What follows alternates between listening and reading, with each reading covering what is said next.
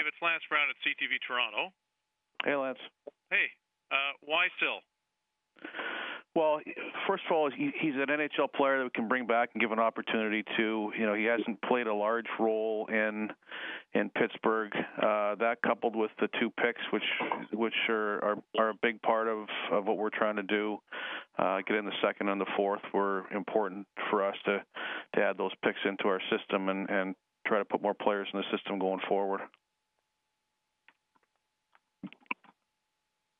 Hi, Dave. It's Mike Tricos with the National Post. Hey, Mike.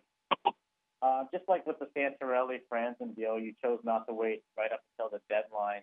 What was the reasoning with that? Well, you get a feel for what the market is and what you think it's going to be.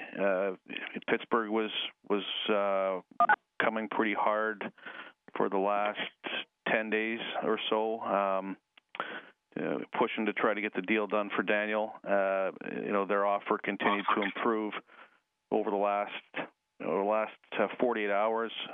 But again, you're in constant contact with the other teams as well, and it was our feeling that the offer that they were presenting was very fair. It was we felt it was probably what it was going to be on Monday.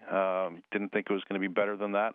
And then again, you're risking injury to the player and or the team looking elsewhere to try to fill the holes that they're trying to fill. So, again, once you get to an offer that you think is fair and what you're looking for, there wasn't a reason to wait. If we felt that the offer wasn't fair and that there was going to be more coming, then we would have waited. But we're happy with the return, and I think Pittsburgh's got a good player for their playoff push.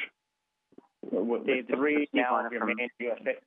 with 3 of your main UFAs off the market, do you expect to be busy on deadline day? And what are the talks like in terms of some of the other names that we've been hearing, including Kessel, Phaneuf, and players of that ilk? Well, we'll continue to talk to teams about all the players that we have remaining, including the guys that maybe you're playing with the Marlies or on our reserve list. So it's not like that business is done. Will we be active on the deadline day? I still think there's a chance that we do make some other moves.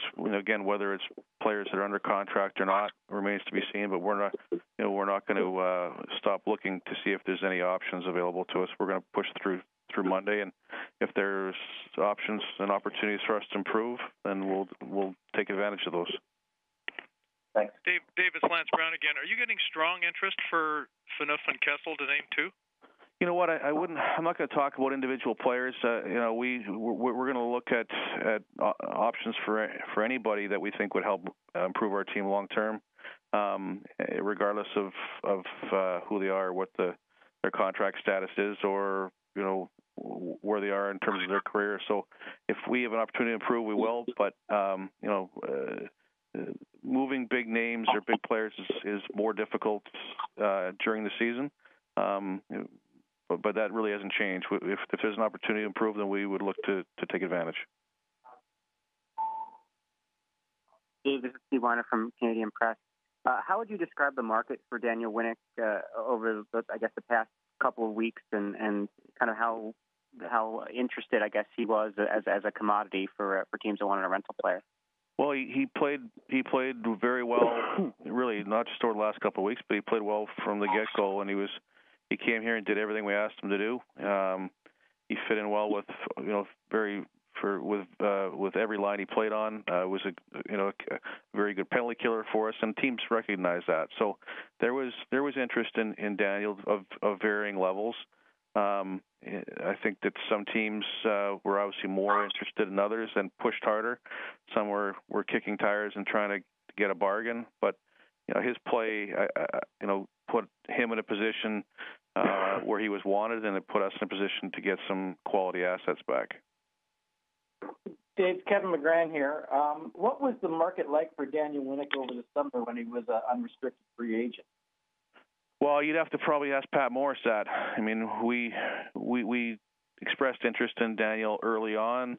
There wasn't a fit there, and then as the summer moved along, we kind of just got back together and we were able to reach an agreement. So in terms of what the market was like and and how many teams were after him, I don't know that. I mean, Pat would be the guy to ask that, but again, we were interested July 1st, but there wasn't a fit there financially, and as the summer moved along, there was, and again, he came as advertised. He did everything we asked him to do.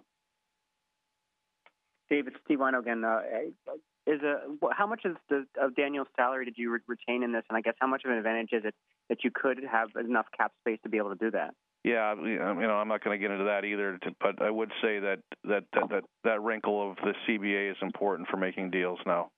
And in the past, that was not something you could do. You had to find matches and that were dollar for dollar, and now you can work with teams to try to get a deal done. Particularly teams like Pittsburgh that were they're in LTI, which makes it difficult for them. Hey, Dave, Terry Koshan here. Just curious on how Zach Sill fits into, I guess, starting tomorrow night, fits into the lineup. Well, we'll find out. Again, he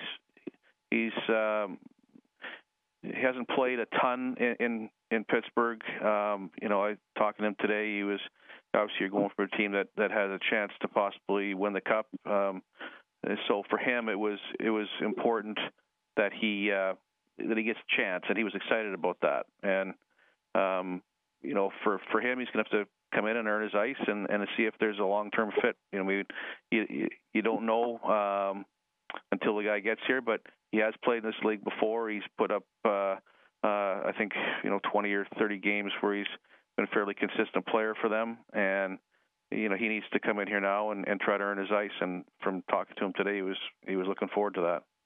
What's his contract status, Dave? He's in the last year of his deal.